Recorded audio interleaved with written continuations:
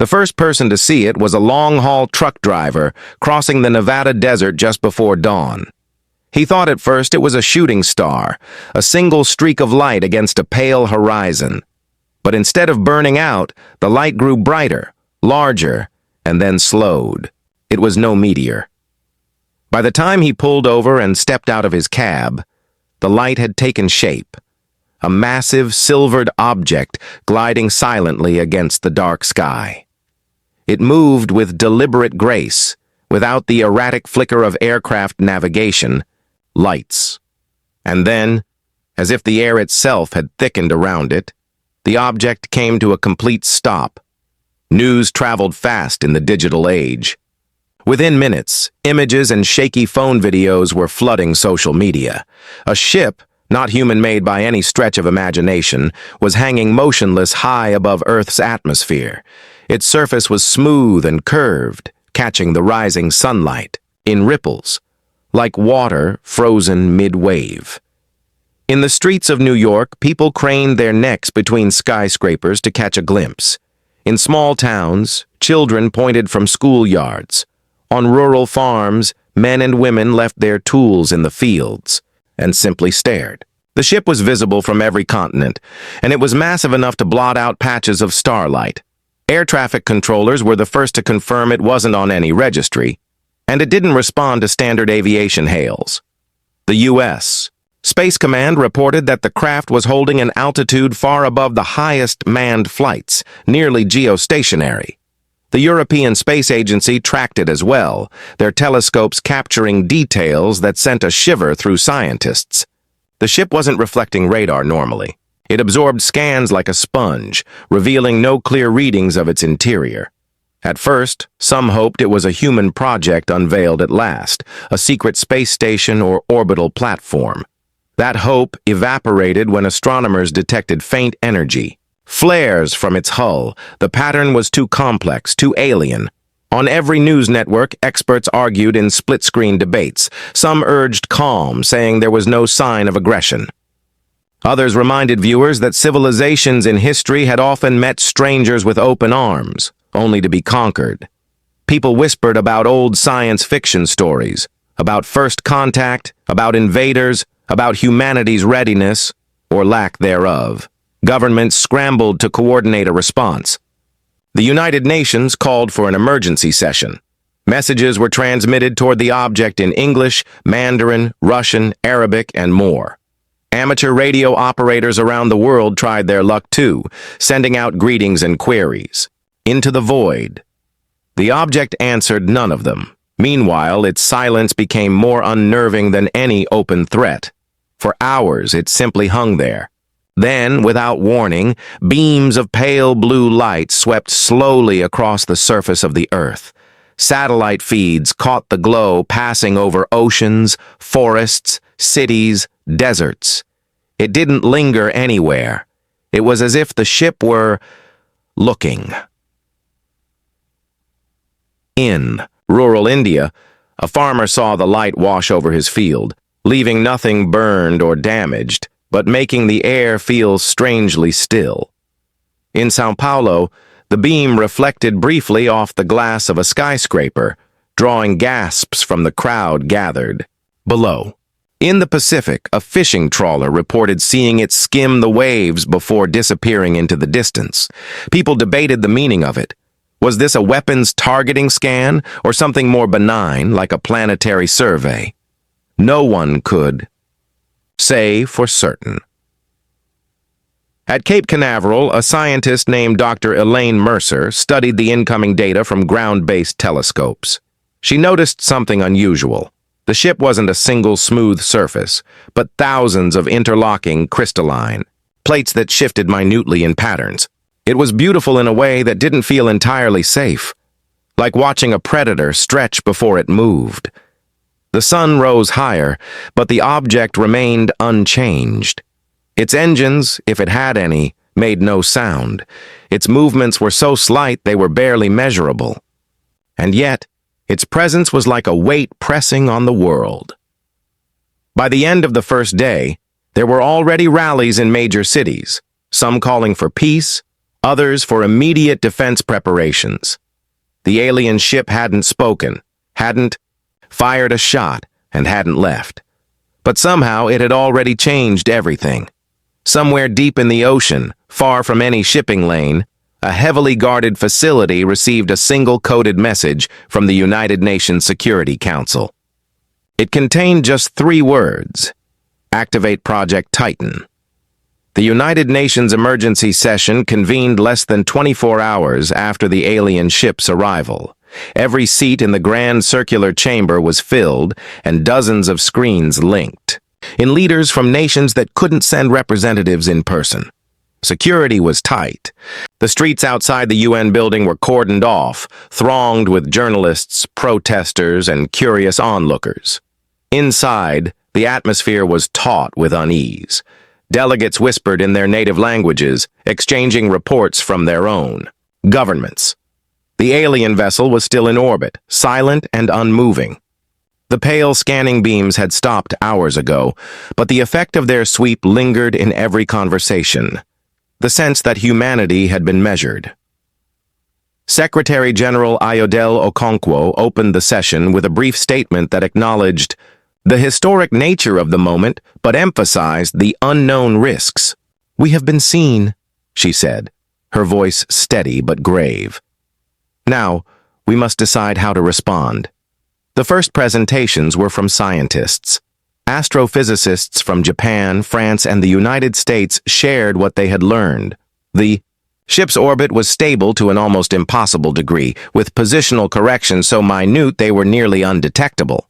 Its composition defied normal classification. Some parts reflected light like polished metal, others bent it like crystal, and some sections seemed to absorb all wavelengths entirely. Military advisors followed, and their tone was less measured. General Vance of the North Atlantic Defense Alliance spoke plainly. "No weapon in our current arsenals, on Earth or in orbit, could guarantee even minimal damage to this vessel. If it decides to act against us, we will have minutes at best to respond." That statement rippled through the chamber like a shockwave. Some leaders asked for clarification. Others simply fell silent, staring at the holographic model of the alien ship slowly rotating in the center of the room. A representative from Brazil raised the question everyone was avoiding: whether to attempt contact again or to prepare for conflict.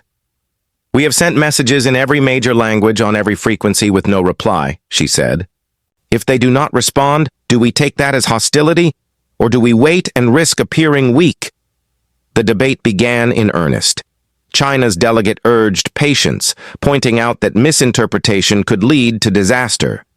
The Russian ambassador, leaning heavily on the desk before him, countered that a silent visitor in military configuration was no innocent explorer. All the while, reports from around the world trickled in via encrypted feeds. Civilian morale was unstable.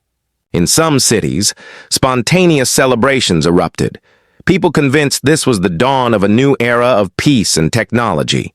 In others, markets were crashing, shelves were emptying, and fear was spilling into the streets. Then came the intelligence briefing that shifted the tone of the entire session. A quiet man in a dark suit stepped to the center and displayed classified satellite images on the main screen.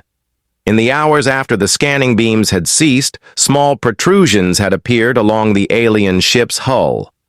They weren't weapons, by any clear definition, but they resembled deployment bays, the kind from which smaller craft could be launched. The room went still. "What are they waiting for?" someone whispered, the microphone catching it for all to hear. Dr. Elaine Mercer, patched in from Cape Canaveral, offered a theory. "It may be we are not the only ones they're watching," she said. "If they are part of a greater network, their delay might be them awaiting instructions from somewhere else in the galaxy." That idea brought no comfort. Finally, the Secretary General called the discussion to order. "We must present a unified front," she said. "Fragmented responses will only show them we are divided. We have one opportunity to decide. Do we meet them on their terms or on ours?" There was hesitation. Then a representative from Australia leaned forward and spoke into the mic. "Madam Secretary General, we have something they don't expect." That sentence hung in the air like a spark. Slowly, eyes turned toward the handful of people in the room who understood what it meant. The ones aware of a classified program buried deep beneath the Pacific. A coded message was drafted in a small side room, signed by the Security Council, and transmitted via secure channels to a location not found on any map. 3 words only, the same sent at the end of the first day. Activate Project Titan. In a fortified facility beneath miles of seawater, dormant systems stirred to life. Massive floodgates began to open, releasing decades of trapped darkness into the ocean. Across the world, no one yet knew what had been set in motion. Above it all, the alien ship continued to hover in perfect silence. Watching. Waiting. It happened just before midnight in New York, though for half the planet it was already daylight. There was no warning, no countdown, no strange light in the sky. The signal arrived everywhere at once. Every device capable of producing sound, from smartphones to old transistor radios, flickered with static, then fell silent.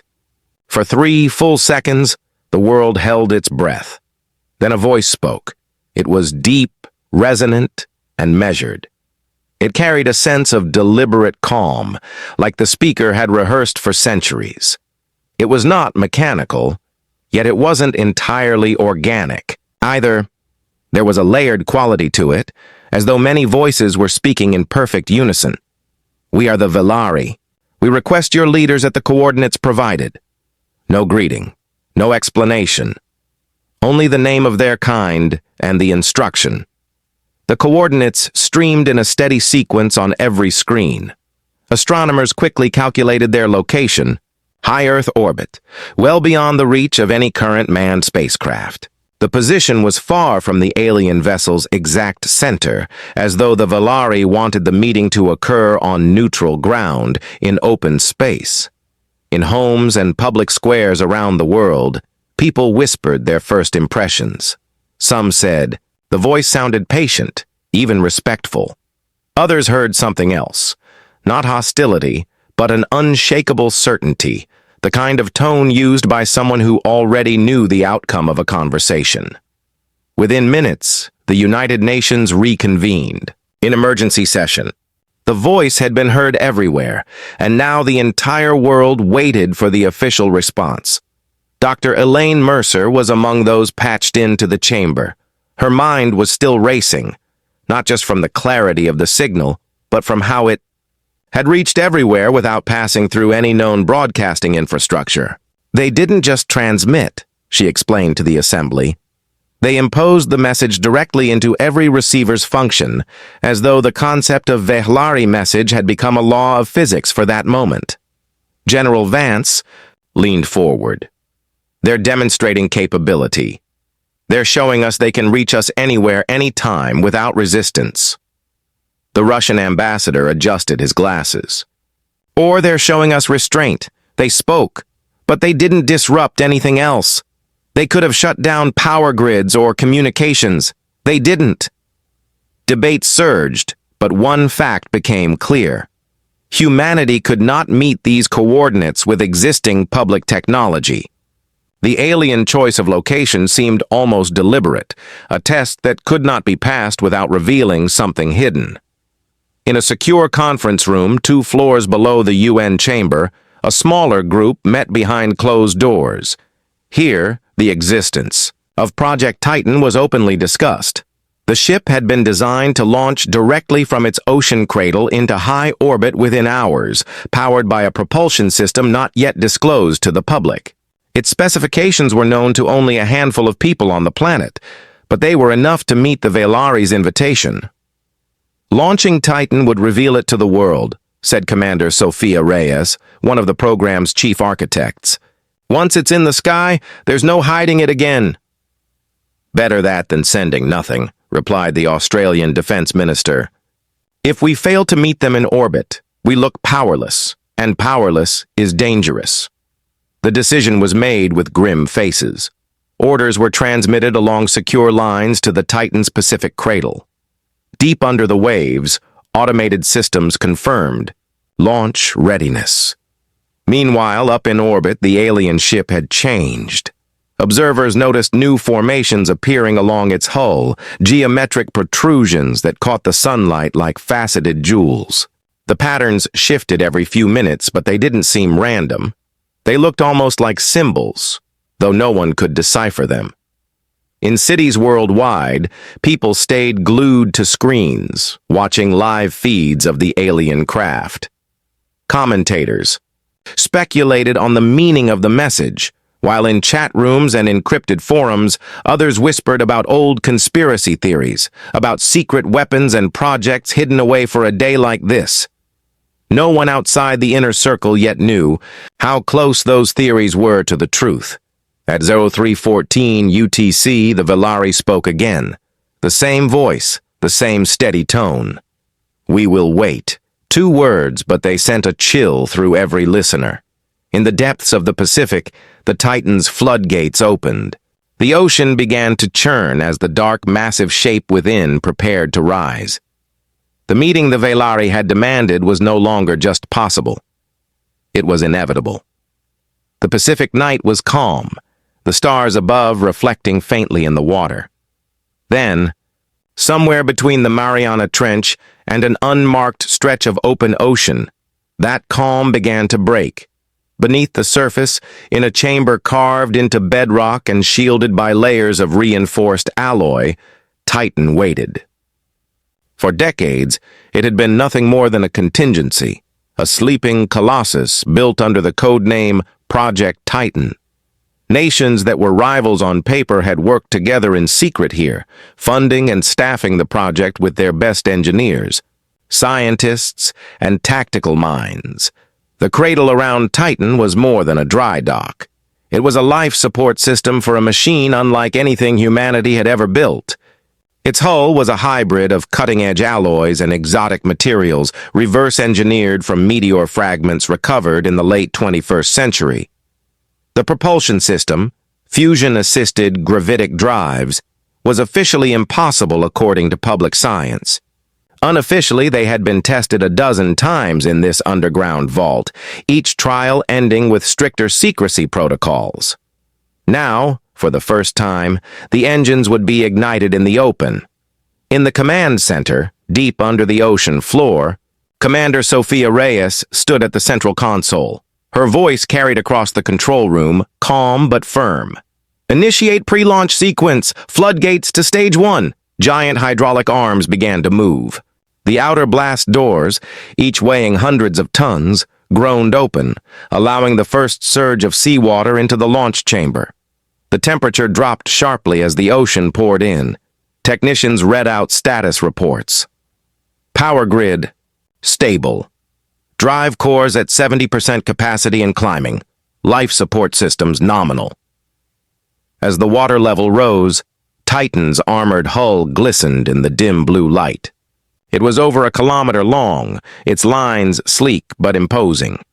The main dorsal plating bore no flag, no symbol of any one nation.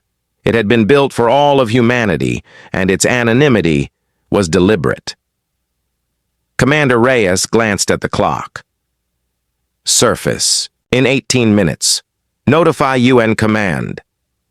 Above the chamber, on the surface, the ocean swirled. Faint tremors shivered through the waves, and a low, almost subsonic rumble began to spread outward.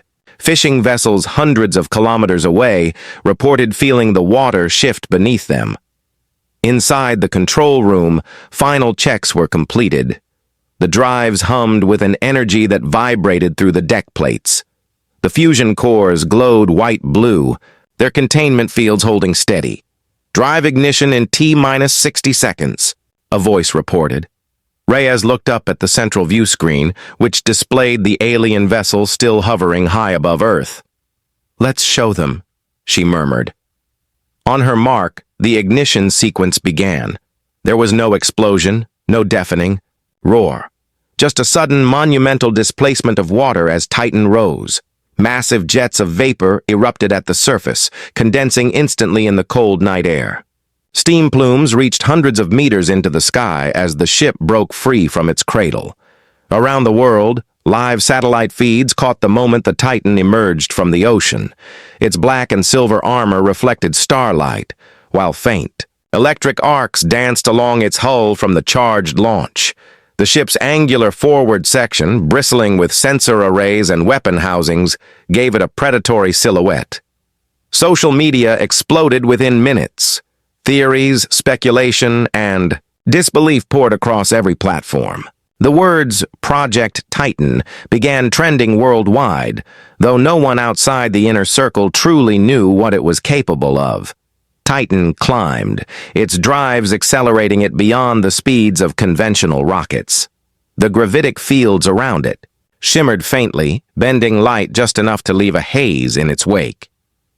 In orbit, the Vehlari vessel shifted for the first time in hours. Observers on the ground saw it rotate slightly, orienting toward the approaching Titan. It was subtle, but it carried a strange weight, like a giant lifting its head to acknowledge an equal. Inside Titan's bridge, Commander Reyes watched, as the stars grew sharper and the curve of Earth fell away beneath them. "Maintain course to the coordinates," she ordered. "No weapons active, but keep targeting solutions ready." The comms officer glanced up. "Commander, the alien ship has powered down its forward batteries." Reyes didn't answer immediately. She studied the distant crystalline shape ahead. For all its strange beauty, it now seemed attentive. Perhaps the Vehlari had expected fear. Perhaps they had never imagined humanity could build something that could meet them here, on the edge of the planet's sky. Titan's hull gleamed in the sun's light as it closed the final distance. The meeting the Vehlari had demanded was about to begin, and it was clear they no longer faced a planet without teeth. The world had never seen anything like it. From orbit, the Titan's ascent was a shimmering column of light against the darkness, its fusion gravitic drives cutting a bright path through the upper atmosphere. As it broke free from the final wisps of cloud, the sunlight caught its hull in a way that made it seem almost alive. Black and silver plates interlocking, shifting minutely to regulate temperature and deflect debris. Every major news outlet had locked satellites onto the launch, broadcasting live.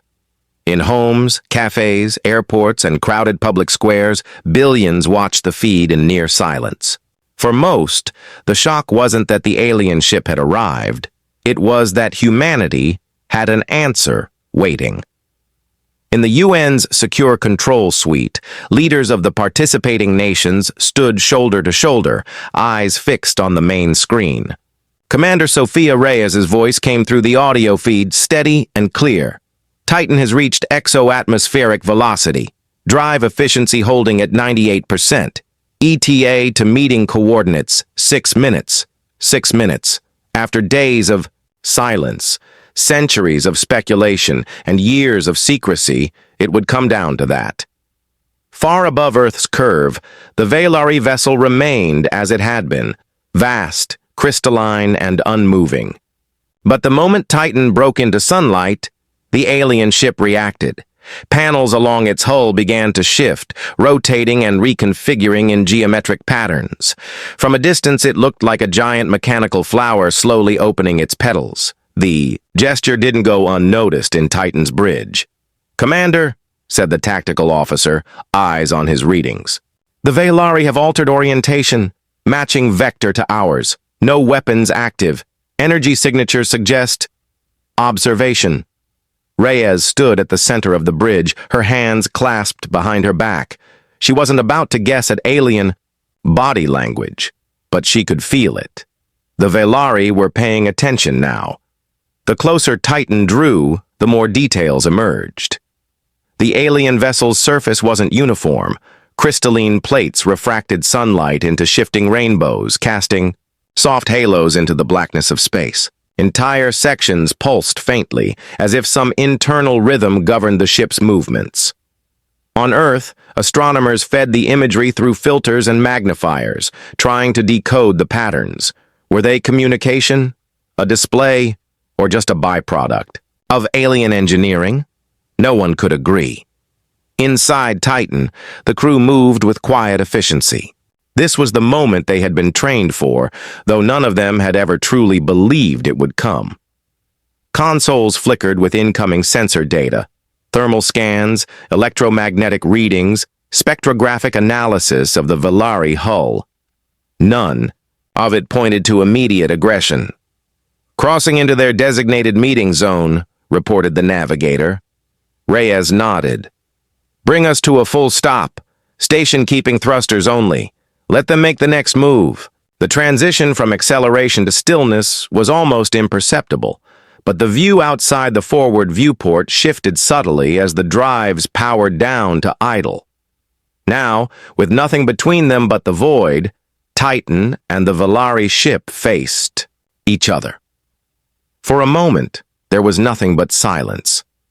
No weapons locks, no hails, no movement. The two ships floated, motionless in a mutual orbit, each casting shadows over the other's hull as sunlight shifted. In living rooms across Earth, viewers leaned forward. On Titan's bridge, no one spoke. Then, slowly, the Velari vessels. Surface changed again. Entire panels slid aside, revealing intricate latticework beneath, glowing with soft blue light. The patterns spread, crawling across its hull like illuminated veins. Titan's scanners detected no dangerous radiation, no energy buildup consistent with weapon fire, only a steady, controlled emission. "What are they doing?" someone whispered. Reyes didn't answer. She kept her eyes on the viewport, on the alien lights moving in slow, deliberate arcs. Whatever this was, it wasn't random. It was deliberate, and it was meant to be seen. In the UN control room, experts argued over the feed. Some claimed it was a display of power. Others thought it was an acknowledgement, a greeting, not in words but in spectacle. Reyes turned to her communications officer. "Open a broad spectrum channel. No message yet? Just let them know we're listening." The officer nodded, hands moving across the console. Seconds later, the confirmation light blinked.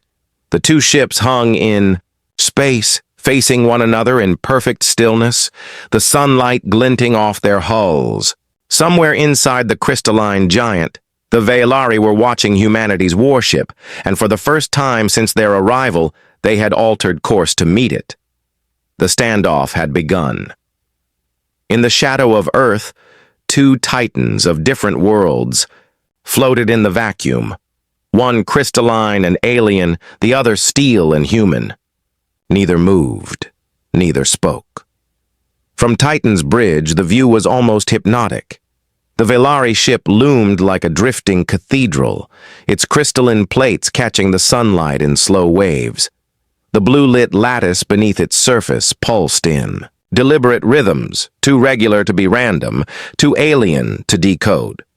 Commander Sofia Reyes stood at the central command dais, her eyes fixed on the display screens. Around her, the crew maintained their stations in silence. Every voice seemed too loud for the moment, every motion too quick. "Maintain station keeping at 200 kilometers, Reyes ordered quietly. "Aye, Commander. Thrusters steady," replied the navigator.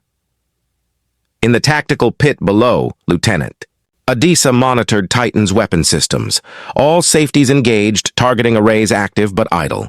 The alien vessel's energy profile remained stable. No shield modulation, no acceleration spikes. Just observation. It was the kind of encounter that could stretch minutes into hours. On Earth, the global broadcast had shifted into a kind of breathless waiting game. News anchors whispered as though afraid to break the tension. Panels of scientists, linguists, and military analysts dissected every flicker of light on the alien hull. Social media filled with slowed-down footage, theories about alien body language, and speculation about whether this was a greeting, a warning, or something humanity couldn't even imagine. Inside the UN's Secure Operations Room, the mood was equally taut. The Secretary General leaned toward the main display. Are they trying to communicate? She asked no one in particular. Dr. Elaine Mercer, watching from a secondary console, tapped her stylus against her notes. If they are, it's not in any format we recognize. The light sequences could be symbolic, or they could be testing our ability to detect and analyze patterns, General Vance grunted. Or they could just be showing off. Back aboard Titan, a soft chime signaled a new scan from the science deck. Commander, said Lieutenant Cho, the ship's lead xenophysicist. We're detecting microgravitational shifts originating from their hull. Very subtle, almost, like they're shaping the space around themselves. Reyes glanced at the readings. Any danger to us? None so far. But it's unlike any propulsion or shielding we've seen. If this is communication, it's three-dimensional. Light, gravity, and energy combined. Reyes considered that for a moment, then gave a quiet order. Send them a single, unencrypted pulse from our forward comm array. Narrowband, on the same frequency we used to open our channel earlier. Make it obvious, but keep it simple. The comms officer nodded, fingers moving across the console. A moment later, Titan sent its signal. A bright, concise burst of energy, too precise to be an accident, too controlled to be natural interference. For several seconds, nothing happened. Then the Velari ship responded. The lattice lights shifted, forming an entirely new pattern. This time, the rhythm matched Titan's signal length exactly before changing again. A reply. Unmistakable. Commander, Cho said, her voice tinged with awe. I think they just mirrored us. Reyes didn't smile, but her eyes sharpened. Good, they're paying attention. On Earth, the mirrored signal was received in real time, sparking a frenzy of excitement among analysts. The first true back and forth between humanity and the Velari, silent, wordless, yet undeniably intentional, was happening now. But the exchange ended there. The alien ship did not repeat the process, nor send anything further. Its lights dimmed slightly, its gravitational shaping slowed. It returned to its earlier quiet watch. Reyes paced once along the command dais. They've acknowledged us. Now they're waiting again. The question is, for what? No one answered. In the control room of the UN, the Secretary General exhaled slowly. The standoff continues, she said to her staff. And so far, we're still at the table. Hours passed in the stillness of space. The Earth spun beneath them, sunlight sliding slowly across the hulls of both ships. Neither side moved, but every second felt heavy with potential. When the next move came, it would decide whether this meeting remained silent or became something far louder. The moment came without fanfare. One instant, the Velari vessel hung in silence, crystalline plates reflecting sunlight in quiet patterns. The next, its entire surface shifted, panels retracting and locking into a new configuration. From Titan's bridge. It looked as though the alien ship had just opened 1,000 eyes. Commander, said Lieutenant Adisa from Tactical, we're getting an active transmission signal. Broad spectrum, omnidirectional, no sign of weapon activation. Route it to the bridge speakers, Reyes ordered. The voice came through instantly, the same deep, measured tone humanity had heard during the first broadcast. We did not expect your kind to have built this. The statement was simple, but it carried weight. Something in the cadence felt almost unsettled, as if the Velari were not used to being surprised. On Earth, the phrase repeated across every news feed in dozens of languages. The words were analyzed, dissected, and replayed at half speed by linguists. But aboard Titan, there was no time for that. Reyes stepped toward the comm console. This is Commander Sophia Reyes, representing the United Nations of Earth. We acknowledge your message. Please clarify your intent. There was a pause, not static, not silence, but an almost imperceptible hum, as though the Velari were considering their reply. When the voice returned, it spoke slowly, as if translating a concept too large for the words it was using. We are the arbiters of ascension. Our charge is to observe emerging civilizations, to decide if they are to be welcomed into the greater network or rendered unable to threaten it. The bridge crew exchanged glances. The meaning was clear enough. Civilizations were either accepted or neutralized. Most young worlds, the voice continued, have no defenses against us. They accept guidance, or they do not remain. Reyes let that sink in before answering. And you came to see which category we belong to. Yes. The single word was like a stone dropped into still water. Dr. Cho leaned toward Reyes. Commander, if they've been doing this for long, they've probably never had a species meet them like this. Titan's very existence is the message. The comm crackled again. Your ship was not anticipated. Your unity was not anticipated.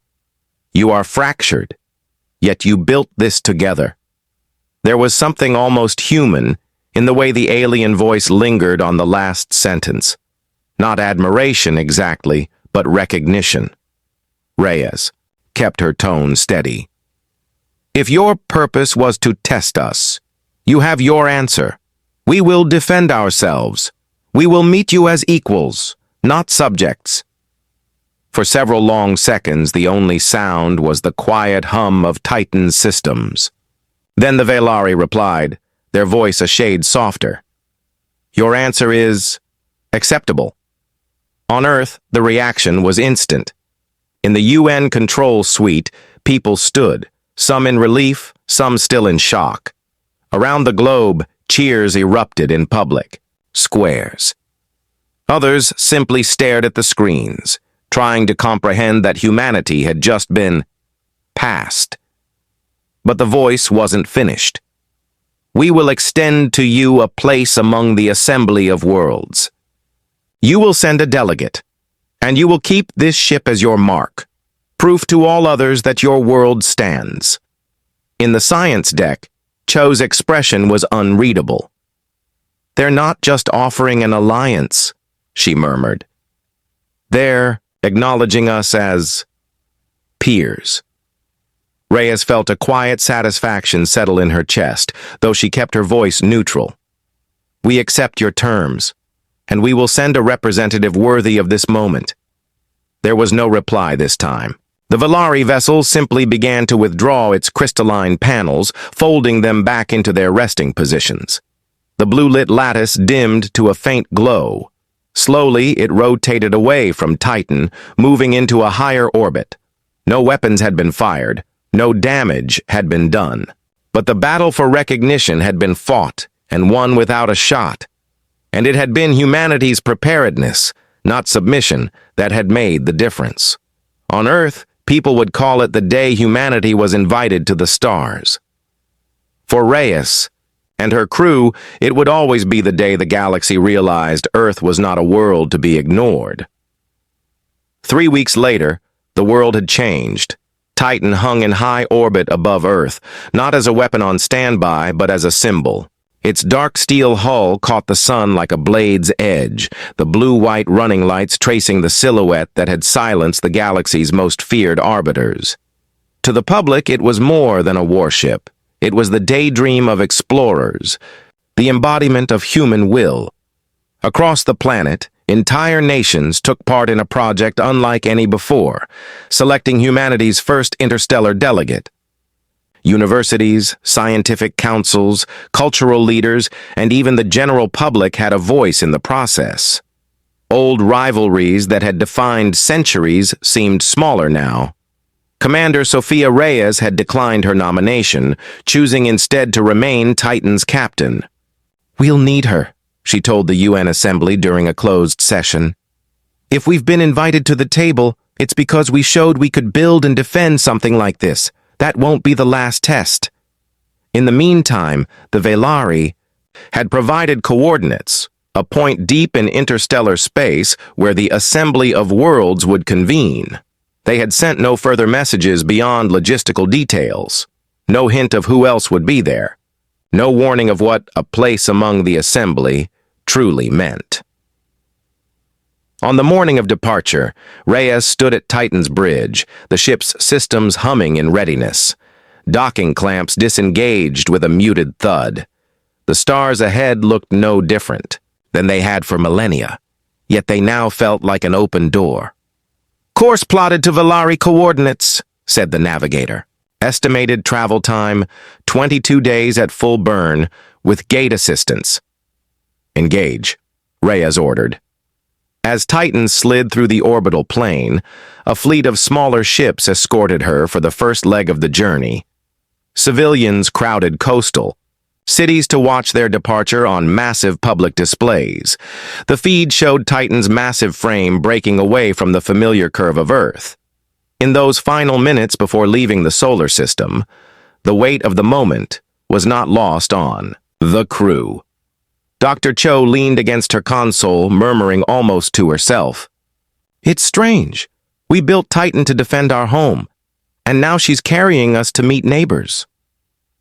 The journey was uneventful until the final approach to the assembly point. There, in the cold void, Titan emerged from the last gate to find a sight that would remain etched in human memory for generations. Before them hung a sphere of artificial construction, vast enough to cradle entire continents. Its surface shimmered with millions of individual lights, each one a ship or station connected to the whole. Around it, fleets of every conceivable design moved in precise, silent ballet, needle-shaped craft, winged behemoths, lattice-like arcs that seemed more sculpture than vessel. "This is all of them," Chu whispered. The comm crackled with the Velari voice, as calm as ever. "Welcome to the assembly. Do not be alarmed by their numbers. You are here because you stood before us and did not lower your eyes." As Titan moved closer, ships of other civilizations turned their attention toward her. Some hailed in signals the crew didn't understand. Others simply maintained formation, but their weapons and sensors swept the human battleship with open curiosity. Finally, Titan docked at a reception ring. An airlock cycled. The delegate, an experienced diplomat named Adrian Holt, stepped through the hatch into the alien hall beyond. Representatives from dozens of species watched in silence as humanity took its first steps onto the assembly floor. Holt paused, then bowed his head slightly, not in submission, but in acknowledgement. "On behalf of Earth," he said in a steady voice, "we are ready to work beside our fellow civilizations, as equals." The chamber filled with a low chorus of sounds, not applause exactly, but a resonance of approval. Back aboard Titan, Reyes watched the feed from the assembly hall. Around her, the crew exchanged quiet glances. The Velari had tested them, measured them, and found them acceptable. But she knew this was not the end of the trial. It was the beginning of a larger game, one where humanity would have to prove, again and again, why they deserved that seat at the table.